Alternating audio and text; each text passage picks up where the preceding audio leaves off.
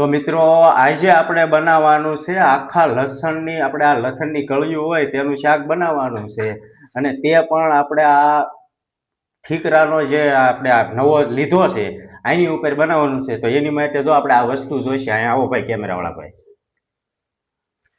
જો આખું લસણ, ટમેટા, ડુંગળી, ગાંઠિયાનો ભૂકો, સિંગ તેલ, મરચાં, લસણ ને આદુની ઓલી પેસ્ટ અને લસણમાં ભેળવેલું મરચું.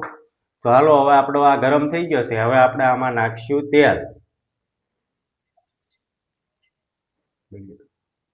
તો હાલો મિત્રો, આપણું તેલ ગરમ થઈ ગયું છે. હવે આપણે આમાં નાખશું જીરું. જીરું નાખી અને આપણા લસણની કળિયું છે તેને નાખી દેવાની છે અને આને મસ્ત સારી રીતે મસ્ત સડી જવા દેવાની છે, એકદમ લાલ થઈ જાય ને ક્યાં સુધી. તો હાલો મિત્રો, આપણી આ લસણની કળી હવે સડી ગઈ છે. તો હવે એમાં નાખશું આપણે આ લીલા મરચાં છે જેને આપણે ઝીણા એકદમ મસ્ત કટરમાં કાઢી નાખ્યા હતા અને આ ડુંગળી છે. ડુંગળીને બેયને હવે મસ્ત રીતે આપણે પાકવા દઈશું, હારી સડી જાય ત્યાં સુધી.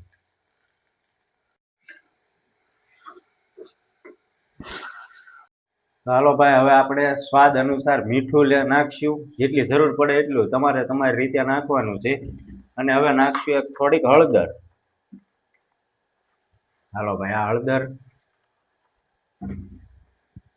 હવે આને ઘડીક આપણે હાલવા દઈશું. હાલો મિત્રો, હવે આપણે આને ઢાંકવાનું છે. જોઈ લો, તો આવી રીતે આ ઢાંકણું આવે અને આને ઢાંકી દેવાનું થોડીક વાર. તો હવે આપણે નાખવાના છે આ ટમેટા.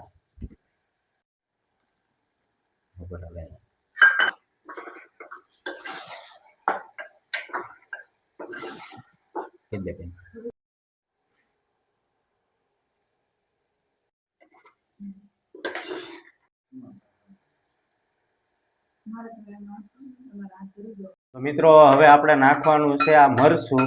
હવે આ મરચાને આપણે મસ્ત કાશી સુગંધ ન આવે ત્યાં સુધી આને પાકવા દેવાનું છે, એકદમ કાંઈ ઘટે નહીં એવું.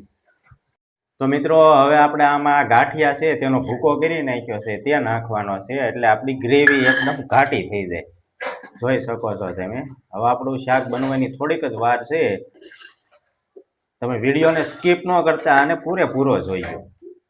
તો મિત્રો, હવે આપણે આમાં થોડુંક પાણીની જરૂર પડે તો આ પાણી આપણે નાખશું અને હવે આને આપણે મસ્ત કાંઈ ન ઘટે તેવી રીતે પાકવા દેવું, એટલે આપણું શાક હમણાં પાકીને થઈ જાય તૈયાર. તો હાલો મિત્રો, હવે આપણે આમાં આપણું શાક બનીને તૈયાર થઈ ગયું છે. આપણે કોથમરી નાખી દઈશું.